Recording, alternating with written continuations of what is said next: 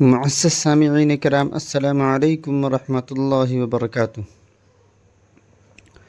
حضرت مولانا محمد اشرف علی تھانوی رحمہ اللہ جب کوئی دعا مانگتے اور آنکھ سے کوئی آنسو آتا تو حضرت ان آنسوؤں کو اپنے چہرے پر مل لیا کرتے۔ ایک مرتبہ ایک طالب علم نے دیکھ لیا۔ اس نے کہا، حضرت آپ کا یہ عمل کس بنا پر ہے؟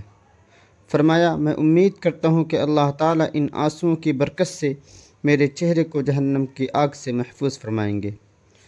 وہ بھی آخر طالب علم تھا، کہنے لگا، کسی کا چہرہ بچ بھی گیا اور باقی جسم کے اعضاء نہ بچے تو پھر کیا فائدہ؟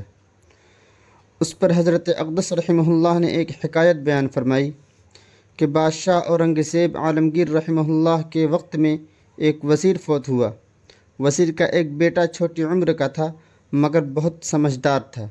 بادشاہ نے اس بچے کو دل لگی کی خاطر بلایا۔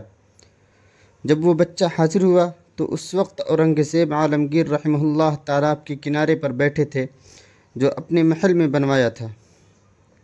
وہ بچہ قریب ہوا، سلام کیا۔ جب اس نے مصافحہ کیا تو بادشاہ نے اس کی انگلیاں مضبوطی سے پکڑ لیں اور بچے سے کہا، میں تمہیں کھینچ کر پانی میں نہ ڈال دوں؟ وہ بچہ مسکرا پڑا۔ بادشاہ اورنگزیب بڑے حیران ہوئے کہ بچے کو تو گھبرانا چاہیے تھا اور سبھی کہتے ہیں کہ بچہ سمجھدار ہے۔ چنانچہ آپ نے پوچھا، تو کیوں ہنس رہا ہے؟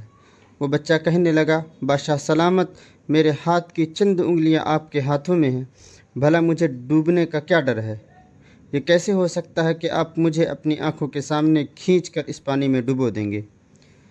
یہ حکایت سنا کر حضرت اقدس تھانوی رحمہ اللہ نے فرمایا، اگر اس بچے کو بادشاہ کی انگلیاں پکڑنے پر اتنا اعتماد ہے تو کیا اللہ کی رحمت پر ہمیں اتنا بھی اعتماد نہ ہو کہ اگر وہ چہرہ جہنم کی آگ سے بچائیں گے تو پورے جسم کو بھی جہنم کی آگ سے آزاد فرما دیں گے۔ ہر دینے والا اپنی حیثیت کے مطابق دیتا ہے۔ بادشاہوں کی عطایا بادشاہوں کی شان کے مطابق ہوتے ہیں۔ ہم بھی اللہ رب العزت سے بہترین حسن ظن رکھیں گے تو اپنی شان کے مطابق معاملہ فرمائیں گے۔ باپ اپنے چھوٹے بچے کو تھوڑا سا دور کھڑا کر کے کہتا ہے، بیٹا میری طرف آؤ۔